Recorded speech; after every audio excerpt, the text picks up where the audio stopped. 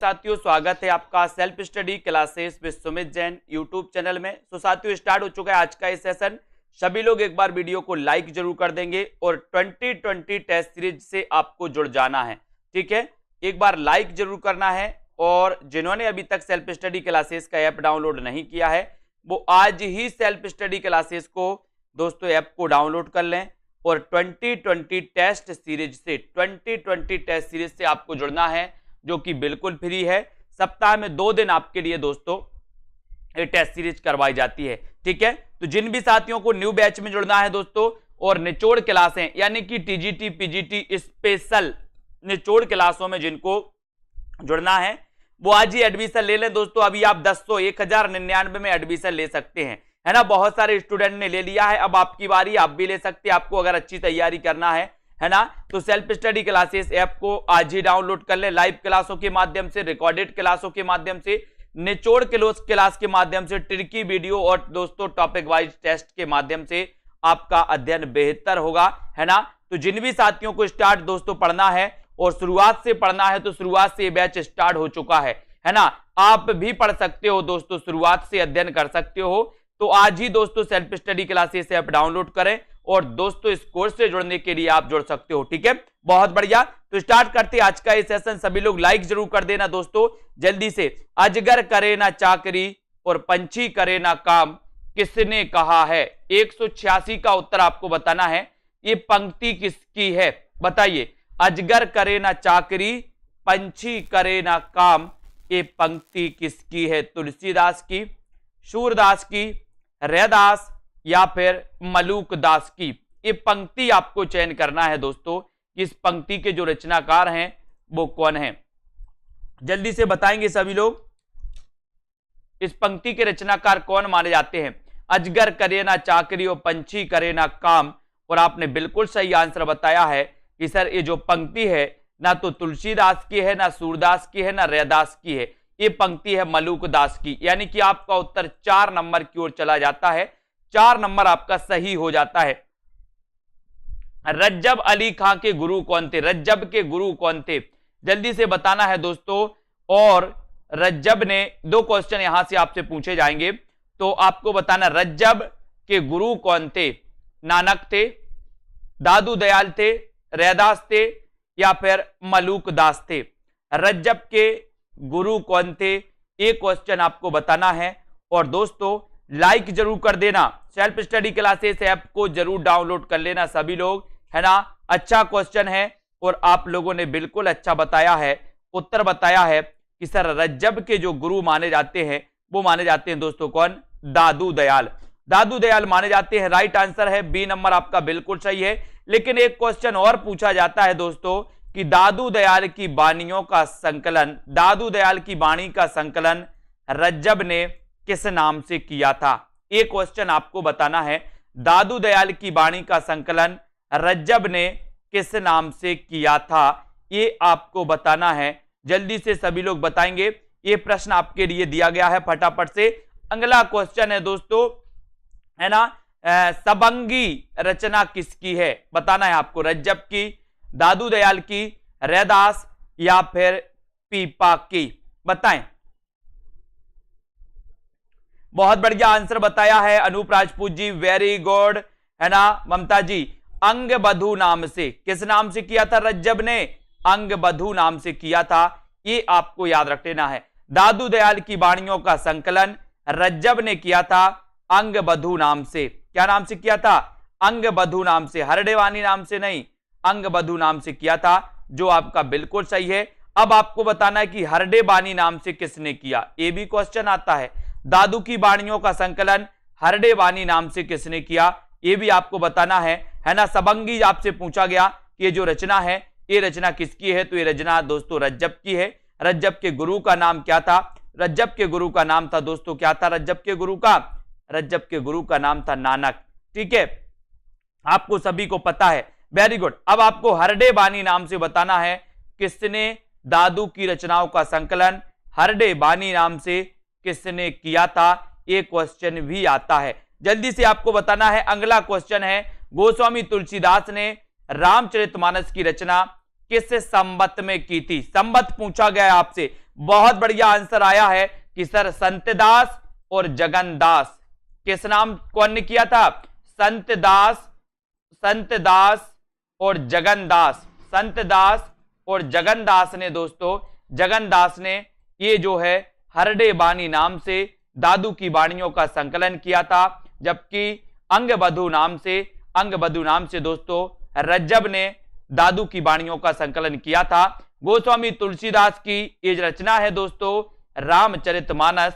आपको पता है इसमें कितना समय लगा था, ये भी सभी लोग बताना। इसका आपने संवत पूछा गया तो संवत सीता आपको लगाना है, संवत 1631 है ना। और दोस्तों अगर ईस्वी की बात होगी तो 1574। ठीक है, वेरी गुड आंसर।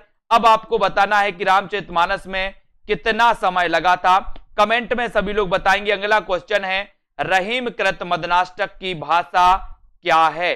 रहीमकृत मदनाष्टक की भाषा क्या? इतना अच्छा क्वेश्चन है दोस्तों। रहीम की एक रचना है मदनाष्टक। सबसे बड़ी बात तो यही आंसर आपको याद रखना है। प्रश्न ये भी पूछा जाता है कि मदनाष्टक के रचनाकार कौन है, तो आपको बताना रहीम है। अब रहीम की जो मदनाष्टक भाषा है इसकी भाषा क्या है ये भी आपको बताना है।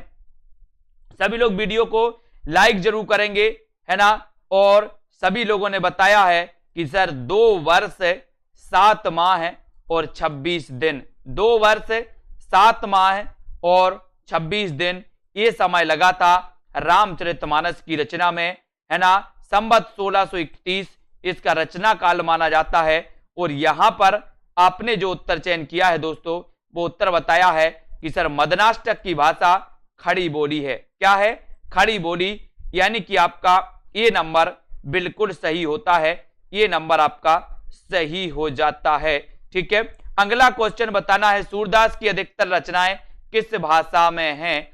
सूरदास की अधिकतर रचनाएं किस भाषा में हैं? आपको चयन करना है। खड़ी बोली में है, अवधी में है, ब्रज में है या फिर राजस्थानी में है। सूरदास की अधिकतर रचनाएं किस भाषा में हैं? प्रश्न क्रमांक 191 का उत्तर बताना है। एक बार लाइक जरूर कर देना सभी मित्रों का, है ना, मित्रों को दोस्तों। और सूरदास की भाषा, सूरदास जी के बारे में अपन पढ़ते हैं कि सर ये वात्सल्य के चितेरे कवि कहे जाते हैं, ये वात्सल्य सम्राट कहे जाते हैं, वात्सल्य का ये कोना कोना झांक के आए हैं। इनके गुरु का नाम वल्लभाचार्य है ना। ये दोस्तों कृष्ण काव्य धारा के प्रमुख माने जाते हैं। इनकी रचनाएं सूर सागर, है ना, सूर सारावली साहित्य लहरी मानी जाती हैं। और यहां पर आपको पता है कि सूरदास की अधिकतर जो रचनाएं हैं वो रचनाएं हैं ब्रज भाषा में है। यानी कि आपका 3 नंबर जो सी नंबर है वो सही हो जाएगा। मेला आंचल उपन्यास किस अंचल से जुड़ा है दोस्तों? मेला आंचल उपन्यास के रचनाकार आपको पता होनी चाहिए। सबसे बड़ा ये दोस्तों बहुत ही आपको पता है कि मेला आंचल किस प्रकार का उपन्यास माना जाता है, वो भी आपको लिखना है। जब तक मैं आपको एक क्वेश्चन बताता हूं कि फणीश्वर नाथ रेणु इसके रचनाकार हैं, किसके? मेला आंचल के। आपको 2 क्वेश्चन बताना है कि ये मेला आंचल में विशेष क्या है दोस्तों, और ये किस अंचल से संबंधित उपन्यास माना जाता है। बुंदेलखंड से संबंधित, पूर्णिया छत्तीसगढ़ या फिर दोस्तों अवध से संबंधित माना जाता है। कमेंट में आपको लिखना है। और बहुत अच्छा आंसर आया सभी लोगों का कि सर जो मेला आंचल है ये कैसा उपन्यास है, जल्दी से बताइए। ये पूर्णिया, बिहार के पूर्णिया से संबंधित है, पूर्णिया अंचल से संबंधित है दोस्तों। ये बी नंबर है। जब आपसे क्वेश्चन पूछा जाता है कि प्रथम आंचलिक उपन्यास कौन सा है, तब आप उत्तर लगाते हो मेला आंचल। रचनाकार कौन है? फणीश्वर नाथ रेणु। इसका संबंध है पूर्णिया से, है ना, बिहार के पूर्णिया अंचल से संबंधित है। नेक्स्ट है पद्माकर की रचना कौन सी है? पद्माकर की रचना कौन सी मानी जाती है दोस्तों? एक रचना तो इनकी अपन ने पढ़ा था, प्रबोध 50। एक रचना पूछी जाती है इनकी प्रबोध 50। किसकी? पद्माकर की, प्रबोध 50। लेकिन पद्माकर की रचना यहां पर पूछा गया, ये 4 हैं दोस्तों, प्रेम वाटिका, ललित ललाम, कवि प्रिया या फिर जगत विनोद। कौन सी रचना है जो दोस्तों पद्माकर जी की मानी जाती है? सभी लोग बताएंगे। वीडियो को लाइक जरूर कर देना, अपने मित्रों तक एक बार शेयर कर दें। और जिन भी साथियों को एडमिशन लेना है वो सेल्फ स्टडी क्लासेस से एडमिशन ले सकते हैं। अभी निचोड़ क्लासें चल रही हैं, यानी कि हिंदी साहित्य में स्पेशल क्या है ना, वो क्लासें, लाइव क्लासें चल रही हैं, वो क्लासें से आप जुड़ सकते हैं। हिंदी साहित्य में टेस्ट सीरीज में दोस्तों आप भाग ले सकते हो उसी में, है ना। हिंदी साहित्य में दोस्तों शुरुआत से अध्ययन भी आप कर सकते हो, बहुत अच्छा। और पद्माकर की रचना कौन सी है ये आपसे पूछा गया, तब आपका सीधा उत्तर 4 नंबर चला जाता है, जगत विनोद। कई बार ये पूछा गया, जगत विनोद के रचनाकार कौन है, पद्माकर। प्रबोध पचासा किसकी रचना है, पद्माकर की। Very good answer. लहर किस विधा की रचना है दोस्तों, ये लहर पूछी गई, लहर बताना है। लहर में दोस्तों 4 लंबी कविताएं संकलित मानी जाती हैं, तो आपको बताना है, तो जल्दी से बताओ, सभी लोग बताएंगे। और आपको पता है एक दोस्तों आपने प्रलय की छाया पढ़ी होगी, प्रलय की छाया, है ना। और लहर किस विधा की रचना है, ये विधा आपसे पूछा गया। अब विधा पूछा गया है तो जल्दी से कमेंट भी आपका आ जाना चाहिए। जिन भी साथियों ने लाइक नहीं किया वो लाइक करके सब्सक्राइब जरूर कर लेना दोस्तों। और लहर किस विधा की रचना मानी जाती है ये आपको चयन करना है, तो बोले सर एक काव्य विधा की रचना है, और इसमें 4 लंबी दोस्तों कविताएं संकलित हैं, और इसमें सबसे बड़ी है कौन सी, प्रलय की छाया। प्रलय की छाया, इसको भी अपन को याद करना है। प्रगतिशील लेखक संघ की स्थापना कब की गई थी, प्रगतिशील लेखक संघ की स्थापना कब की गई थी दोस्तों, है ना। भारत में आपको बताना है कब की गई थी। प्रश्न अच्छा है, वीडियो को लाइक करना है, अपने मित्रों तक शेयर जरूर करना है, और जिन भी साथियों को एडमिशन लेना है वो एडमिशन जरूर लेंगे, ठीक है, बिल्कुल ठीक है। और दोस्तों मेरा जो नंबर है वो नंबर है 90986092 और 91, ये हमारा कॉलिंग नंबर है। और व्हाट्सएप नंबर है दोस्तों कौन सा, 62 63 33 05 और 86, ये व्हाट्सएप नंबर है और एक कॉलिंग नंबर है, ठीक है। तो प्रगतिशील लेखक संघ की स्थापना कब हुई थी, तो आपको पता 1936 में हुई थी, यानी कि आपका जो बी नंबर है वो बिल्कुल सही है। लखनऊ में इसका प्रथम अधिवेशन हुआ था। नागार्जुन किस वर्ग के कवि हैं, ये भी आपको, नीचे नंबर चल रहे हैं दोस्तों, एक व्हाट्सएप नंबर और एक कॉलिंग नंबर, दोनों नंबर चल रहे हैं, है ना।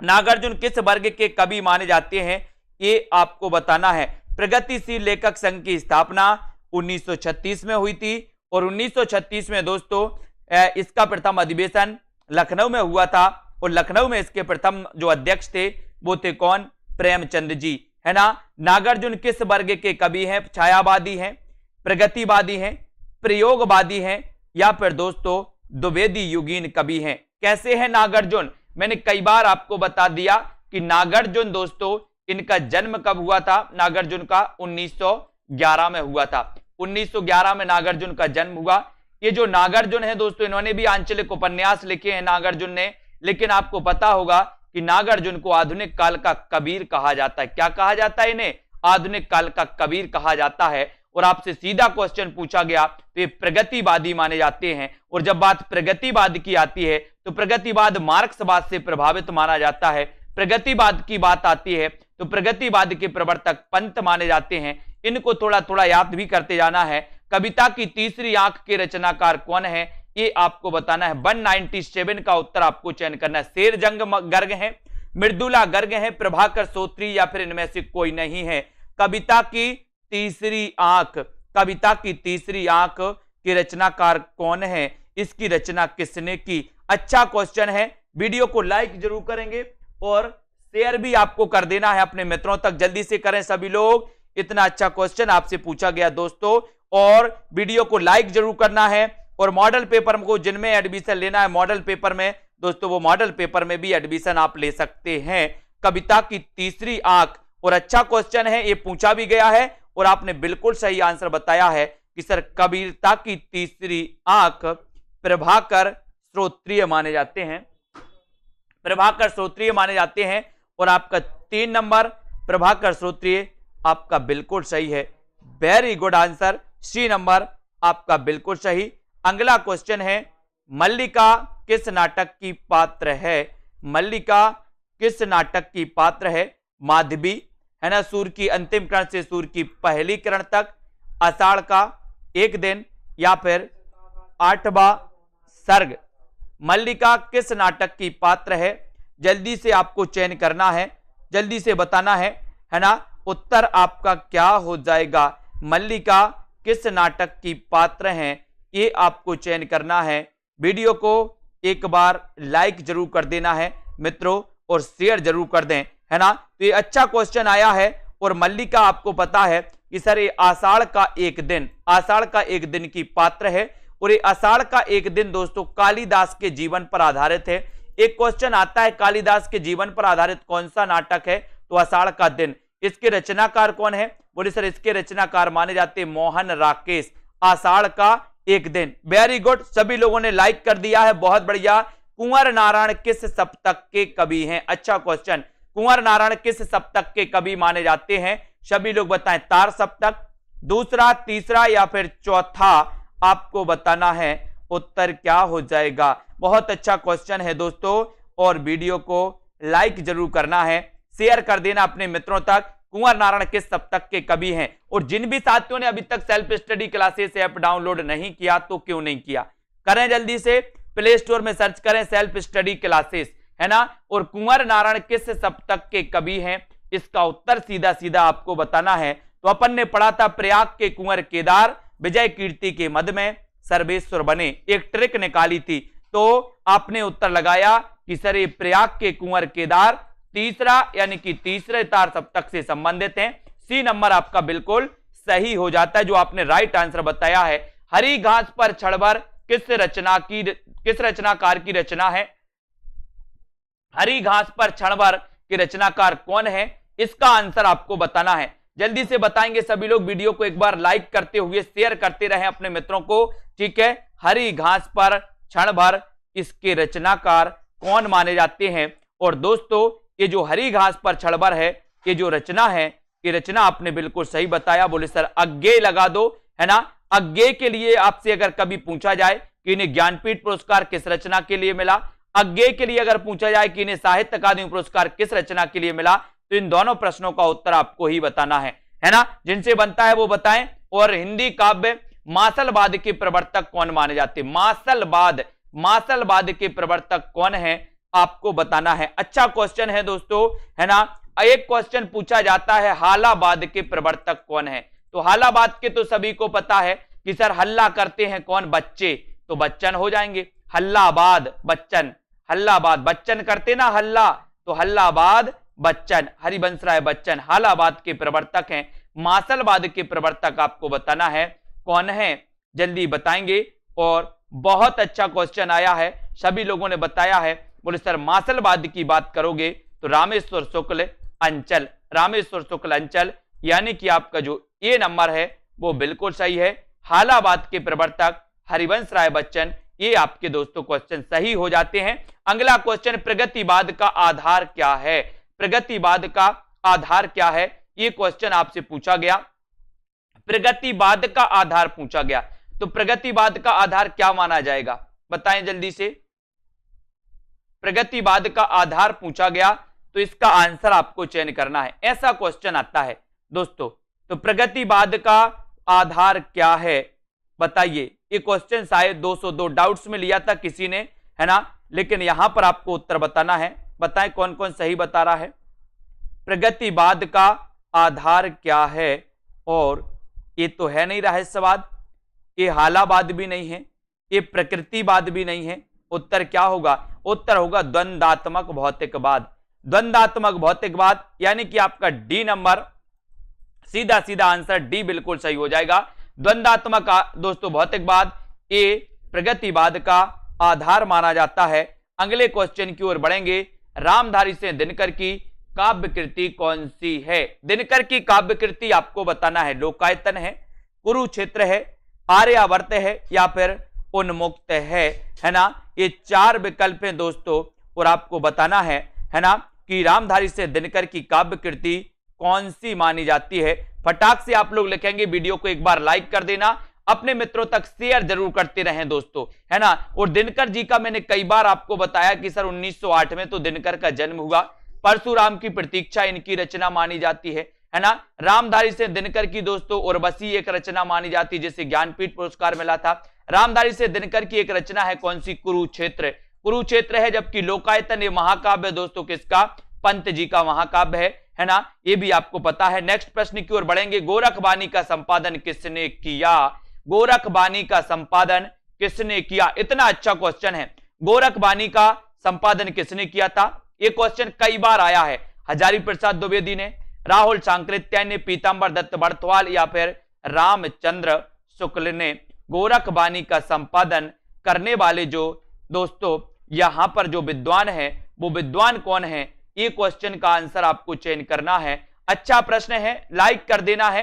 गोरखबानी का संपादन आपको बताना है कि इसका संपादन किसने किया और सीधा उत्तर आपका जाता है, क्या जाता है? बहुत बढ़िया आंसर, बोले सर पीतांबर दत्त बड़थवाल ने गोरखबानी नाम से ये दोस्तों इन्होंने किया था, संपादन इन्होंने किया था।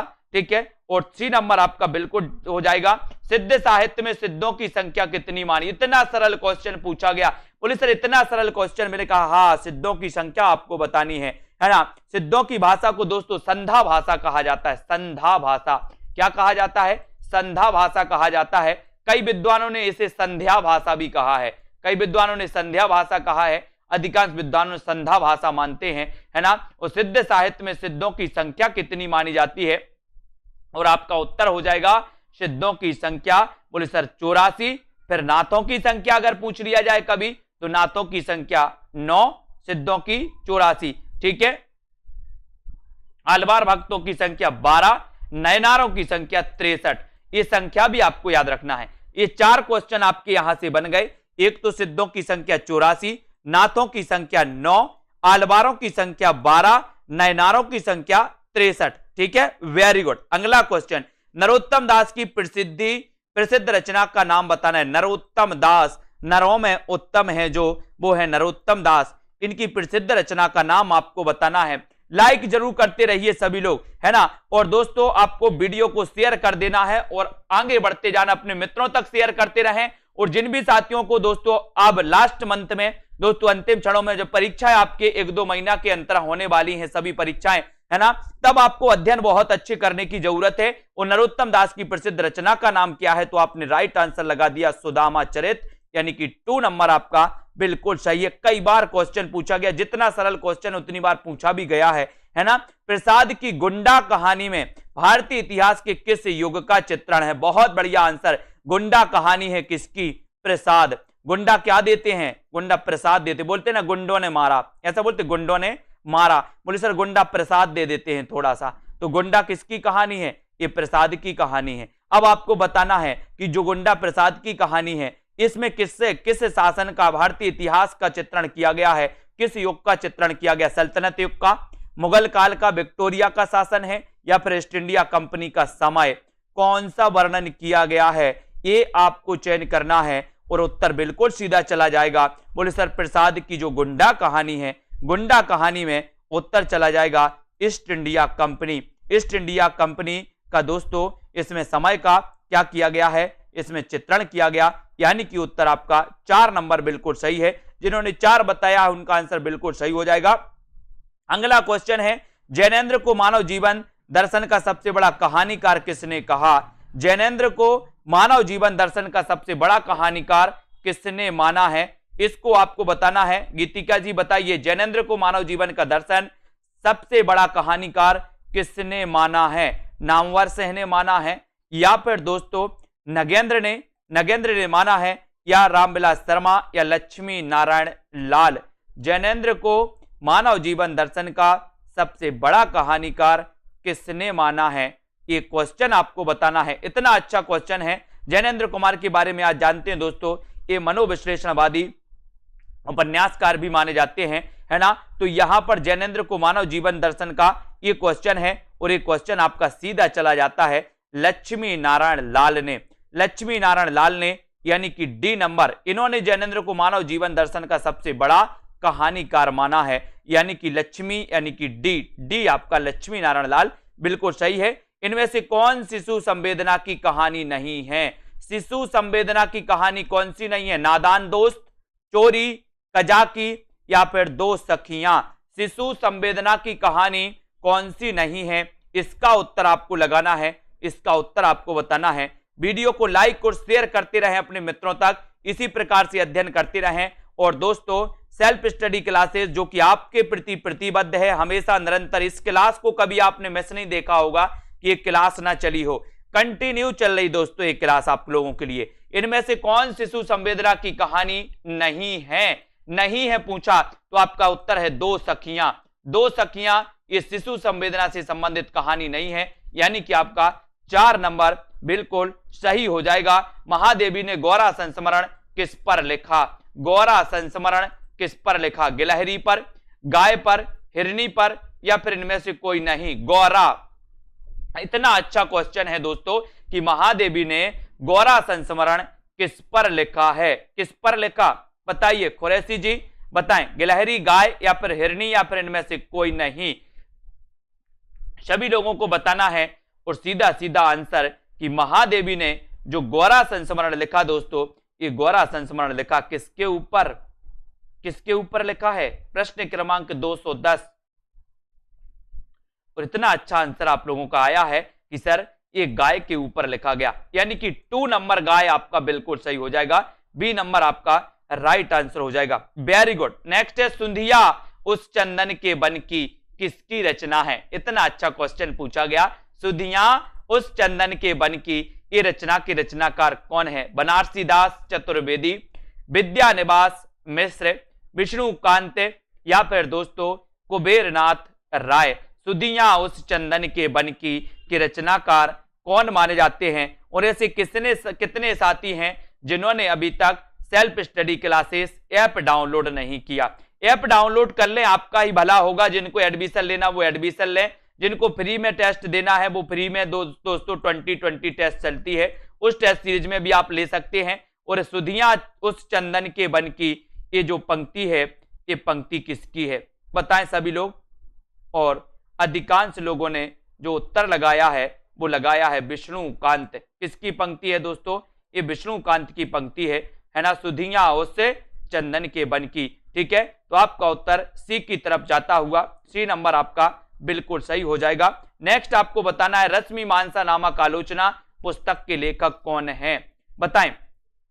रश्मि मानसा नामक आलोचना पुस्तिका के लेखक कौन है? डॉक्टर नगेंद्र हैं, डॉक्टर नामवर से हैं, आचार्य शुक्ल हैं, या फिर दोस्तों आपको बताना है ना डॉक्टर विद्यानिवास मिश्र। में बहुत सारे लोग कंफ्यूज हो गए है ना, कंफ्यूज हो गए ना। वेरी गुड, बहुत बढ़िया। अब यहां कर बताना है आपको, ये बताएंगे सभी लोग कि रश्मि मानसा नामक आलोचना पुस्तिका के लेखक कौन है। आपको पता है दोस्तों, जो हमारे पेड मेंबर साथी हैं जिन्होंने कोर्स लिया है, उनके लिए 2:30 पर निचोड़ क्लास होती है, लाइव क्लास। 5 बजे ये विस्तृत अध्ययन वाली लाइव क्लास होती है। 6:30 बजे दोस्तों उनके लिए शुरुआत से अध्ययन करवाया जा रहा है हिंदी साहित्य के इतिहास से। ये 3 क्लासें तो ऑलरेडी उनके लिए लाइव क्लासें चल ही रही हैं। रश्मि मानसा नामक आलोचना पुस्तिका के रचनाकार कौन है, ये आपसे पूछा गया, तब आपका राइट आंसर रामचंद्र शुक्ल की ओर चला जाता है। सी नंबर चला जाता है। मानस का हंस उपन्यास के लेखक कौन है? मानस का हंस अमृतलाल लांगर, यशपाल, आचार्य रामचंद्र शुक्ल या फिर रेणु। मानस का हंस ये किसका उपन्यास है? मानस का हंस। और इतना अच्छा क्वेश्चन है, सभी से बनेगा। सभी लोग लाइक जरूर करना एक बार, है ना। मास्टर अधिगम जी लाइक कर दें जल्दी से वीडियो को। और यहां पर देखो, मानस का हंस ये जो उपन्यास है, ये उपन्यास है किसका? बोले सर अमृतलाल नांगर। अमृतलाल नांगर, यानी कि ये शुक्ल जी का तो नहीं है? बोले नहीं है। बोले सर ये मानस का हंस अमृतलाल नांगर, है ना। नेक्स्ट है महाकवि सूरदास किसकी आलोच्य कृति है? आलोचना कृति बताना। महाकवि सूरदास ये किसकी आलोच्य कृति है? 214। कबीर तो आपको पता है, कबीर नामक एक कृति लिखी दोस्तों, आलोचनात्मक कृति, हजारी प्रसाद द्विवेदी से। लेकिन महाकवि सूरदास ये किसकी आलोच्य कृति है, ये आपको बताना है। तो सभी साथी बताएंगे महाकवि सूरदास किसकी आलोच्य कृति मानी जाती है? हजारी प्रसाद द्विवेदी, जिनका जन्म 1907 में हुआ था।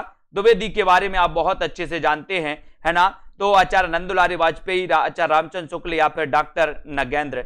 महाकवि सूरदास ये जो लिखी है आलोच्य कृति, ये आलोच्य कृति है दोस्तों किसकी?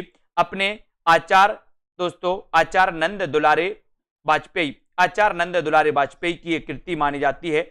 यानी कि आपका उत्तर सी की तरफ जाता है, महाकवि सूरदास। महाकवि सूरदास नामक एक आलोच्य कृति इन्होंने लिखी है, वो लिखी है दोस्तों नंद दुलारे वाजपेयी जी ने। ठीक है, वाजपेयी जी ने। कबीर नाम से हजारी प्रसाद द्विवेदी ने लिखी थी। ठीक है, तो ये आपका एक दोस्तों इन्होंने भी लिखी है, नंद दुलारी वाजपेयी ने, महाकवि सूरदास। ठीक है, इस प्रकार से महाकवि सूरदास नाम से। ठीक है, अगला क्वेश्चन, आजादी के बाद हिंदी कहानी के क्रम में दोस्तों, हिंदी कहानी के क्रम में पहला क्रम कौन सा है? पहला क्रम आपको बताना है, बताइए। आजादी के बाद हिंदी कहानी के क्रम में पहला क्रम कौन सा है? आ कहानी है, नई कहानी है, सचेतन कहानी है, या फिर समानांतर कहानी है? प्रश्न क्रमांक 215, 215 में सभी लोग बताएंगे आजादी के बाद, आजादी के बाद ये बताओ जल्दी, आजादी के बाद हिंदी कहानी के क्रम में पहला क्रम कौन सा है? पहला क्रम कौन सा है? नई कहानी, सचेतन कहानी, समांतर कहानी, पहला क्रम कौन सा माना जाएगा? बताएं। आजादी के बाद, इतना अच्छा क्वेश्चन है और बहुत सारे लोग बता रहे हैं नई कहानी, कुछ लोग बता रहे हैं सचेतन कहानी, लेकिन आपका उत्तर है नई कहानी, है ना? यानी कि आपका 2 नंबर बिल्कुल सही है, 2 नंबर आपका राइट आंसर हो जाता है। Very good answer. हिंदी भाषा का उद्गम और विकास के लेखक कौन है? इतना अच्छा क्वेश्चन पूछा गया, हिंदी भाषा का उद्गम और विकास। अब देखो कितने लोग सही उत्तर बताते हैं। हिंदी भाषा का उद्गम और विकास के लेखक कौन माने जाते हैं? कंफ्यूज बताइए, हिंदी भाषा का उद्गम और विकास के लेखक कौन माने जाते हैं? नगेंद्र हैं, रामचंद्र शुक्ल हैं, उदय नारायण तिवारी, या फिर हजारी प्रसाद द्विवेदी, है ना? पूरा इंतजार करेंगे इस प्रश्न का उत्तर बताने के लिए, तो बताएं हिंदी भाषा का उद्गम और विकास के लेखक कौन है? लेखक कौन है? देखते हैं कौन कौन बता रहा है। बहुत सारे लोग इसमें सीधा सीधा उत्तर मारेंगे, मुझे पता है। बोले सर आओ देखा ना ताओ, वही क्वेश्चन है, वही क्वेश्चन है। एक और हम पूछने जा रहे हैं आपका, हिंदी साहित्य का उद्गम, है ना, उद्भव और विकास, है ना? हिंदी साहित्य का उद्भव और विकास, हिंदी साहित्य का उद्भव और विकास। देखो बहुत सारे लोगों ने आओ देखा ना ताओ और लगा दिया हजारी प्रसाद द्विवेदी। पूरा इंतजार कर रहे हैं हम आपके उत्तर का, और आप लोगों ने बहुत मस्त तरीके से, बढ़िया तरीके से लगाया, पूरी ताकत से उत्तर हजारी प्रसाद द्विवेदी लगाया है। मैं देख रहा था बहुत सारे लोगों ने हिंदी भाषा का पूछा गया, यहां पर उत्तर है जबकि उदय नारायण तिवारी, ये 4 नंबर सही है ना? और पूरी ताकत से उत्तर लगाया लोगों ने हजारी प्रसाद द्विवेदी, जबकि आपको पता है हजारी प्रसाद द्विवेदी का हिंदी साहित्य का उद्भव और विकास है। हिंदी साहित्य का उद्भव और विकास हजारी, साहित्य का और भाषा का अलग अलग है ना? हिंदी भाषा का उद्गम आ रहा है यहां पर उद्भव आ रहा है ना? अंतर है। और बोले सर आओ देखा ना ताओ और लगा दिया उत्तर, है ना? बहुत बढ़िया। हिंदी उपन्यासों की संरचना के मूल आधार क्या है? मूल आधार बताना है। बंगला के उपन्यास, मराठी उपन्यास, फ्रेंच उपन्यास, या फिर अंग्रेजी उपन्यास? कौन से उपन्यास माने जाते हैं? बताएं। हिंदी उपन्यासों की रचना के मूल आधार हैं तो क्या है? मूल आधार क्या है? बताएं। मूल आधार क्या माने जाते हैं, है ना? बंगला के उपन्यास माने जाते क्या? मराठी के उपन्यास माने जाते हैं? इसका उत्तर आपको बताना है। और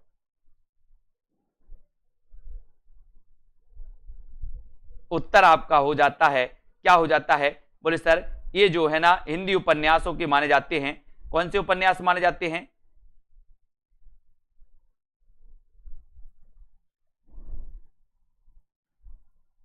हिंदी उपन्यासों की संरचना के मूल आधार माने जाते हैं, तो मूल आधार माने जाते हैं अंग्रेजी के उपन्यास। मूल आधार कौन मान जाते हैं? अंग्रेजी के उपन्यास।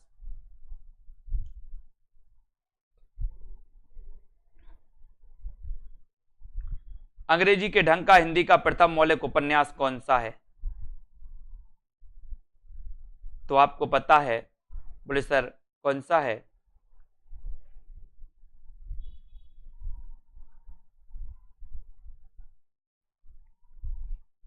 उत्तर आपका होगा अंग्रेजी के उपन्यास, यानी कि आपका डी नंबर।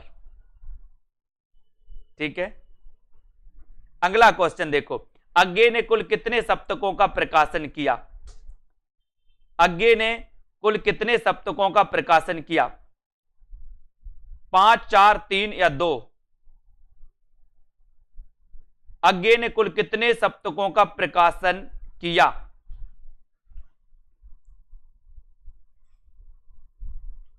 और सभी लोगों ने बताया कि सर अज्ञे ने कुल कितने सप्तकों का प्रकाशन किया, तब उत्तर चला जाता है 5, 4, 3 या 2। उत्तर आया 4।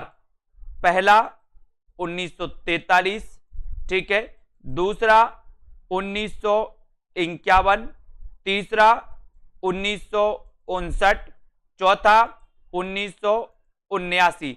ये 4 तार सप्तक प्रकाशित हुए थे दोस्तों, है ना। इसको याद रख लेना, ये 4 तार सप्तक जिन्हें सप्तक बोला जाता है, सप्तक, तो ये 4 हुए थे, है ना। भूषण का वास्तविक नाम क्या था? भूषण का वास्तविक नाम क्या था? ये उत्तर आपको बताना है। घनश्याम, रास बिहारी, कृष्णदास या फिर चंद्रभूषण।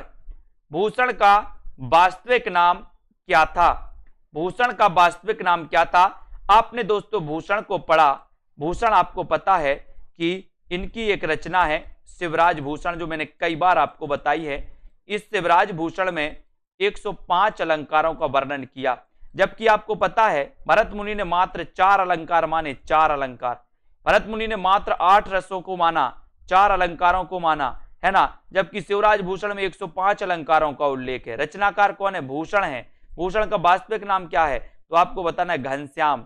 भूषण का वास्तविक नाम क्या है? घनश्याम, यानी कि ये नंबर आपका बिल्कुल सही है ना। शतरंज सतिका कृति के रचनाकार कौन है? ऐसे सभी साथी वीडियो को लाइक करें जो हिंदी साहित्य पढ़ना चाहते हैं, हिंदी साहित्य के एग्जामों में रेगुलर दोस्तों अध्ययन करना चाहते हैं, हिंदी साहित्य को बहुत स्ट्रांग बनाना चाहते हैं और हिंदी साहित्य में दोस्तों, है ना, महारत हासिल करना चाहते हैं, वो साथी सभी जुड़े रहे चैनल से। ऐप डाउनलोड कर लें, सेल्फ स्टडी क्लासेस, रेगुलर अध्ययन करें, है ना। अध्ययन इतना हो जाएगा कि हिंदी साहित्य में कुछ ही दिनों में आप दोस्तों बहुत अच्छे हो जाएंगे। ऐसे ऐसे स्टूडेंटों का सिलेक्शन हुआ है दोस्तों जो 0 लेवल से आए थे और 0 लेवल से जाकर के आज उनका सिलेक्शन हुआ है ना। तो दोस्तों शतरंज सतिका कृति के रचनाकार कौन है, ये आपसे पूछा गया। भिखारी दास हैं क्या, रास बिहारी हैं, कृष्णदास हैं या फिर रसनिधि हैं? तब आपका उत्तर सीधा जाता है भिखारी दास। शतरंज सतिका ये भिखारी दास की रचना है। ये नंबर आपका बिल्कुल सही हो जाता है, ये नंबर राइट आंसर है। भिखारी दास ये रीतिबद्ध काव्यधारा के कवि हैं दोस्तों। किस बद्ध काव्यधारा के?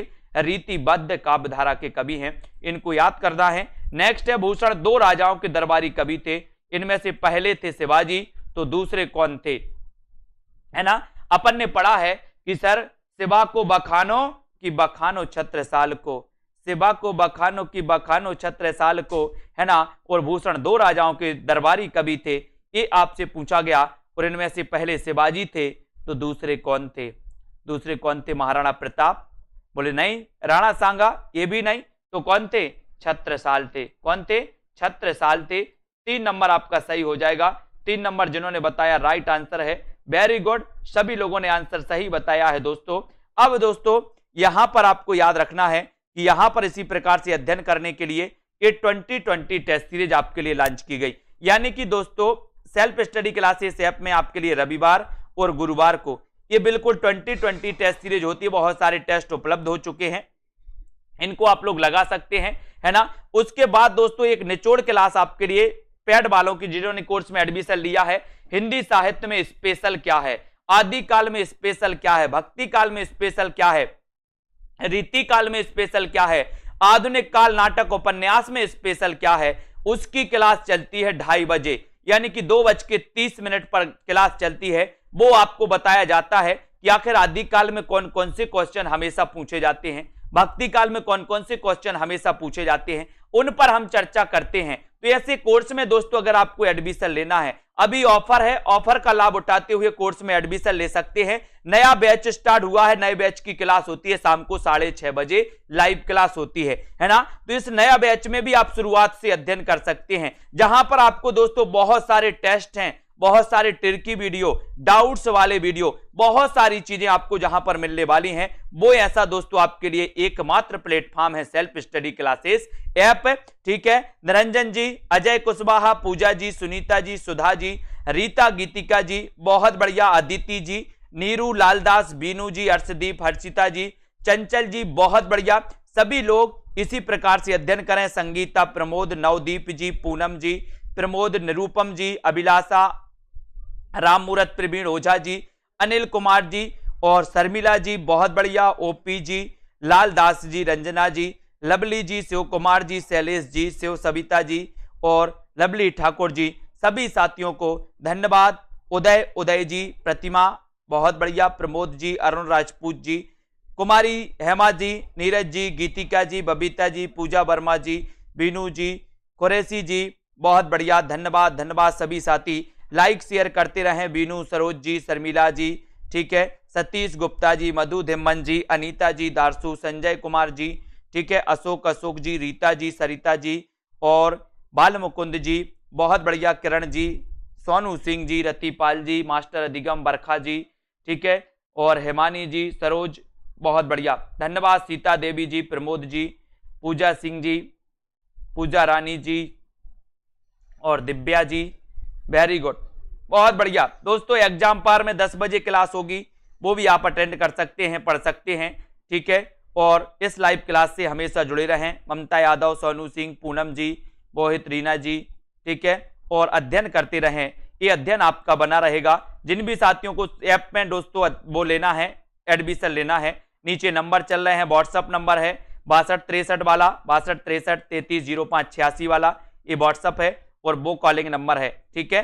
तो जिन भी साथियों, बहुत सारे साथियों ने एडमिशन लिया है और आराम से पढ़ रहे हैं, अध्ययन कर रहे हैं, ठीक है। रचना, प्रिया, जयंत जी, आकाश जी, रीता, पूनम जी, वेरी गुड, सभी साथी, ठीक है, धन्यवाद। लाइक शेयर करते रहें। गीतिका जी, सोनू जी और कमलेश जी, आशा जी, मंजीत, खुशी जी, सुरेंद्र जी, प्रियंका बहुत बढ़िया, नीतू, शोभानाथ जी, धन्यवाद सभी साथियों को। जितने हमारे साथी हैं, मैं तो बोलता हूं सभी साथी सबसे कम प्राइस में सबसे अच्छा मटेरियल, सबसे पूरी मेहनत के साथ आपके लिए दोस्तों हम लगे हुए हैं। तो जितने साथी हैं सभी साथी एडमिशन लेके इंद्रेश जी अपना अध्ययन कर सकते हैं और हम भी आपके दोस्तों, ठीक है, बिल्कुल, है ना। नीतू जी, नीतू गुप्ता जी, वेरी गुड, और ममता, वेरी गुड, ममता यादव जी,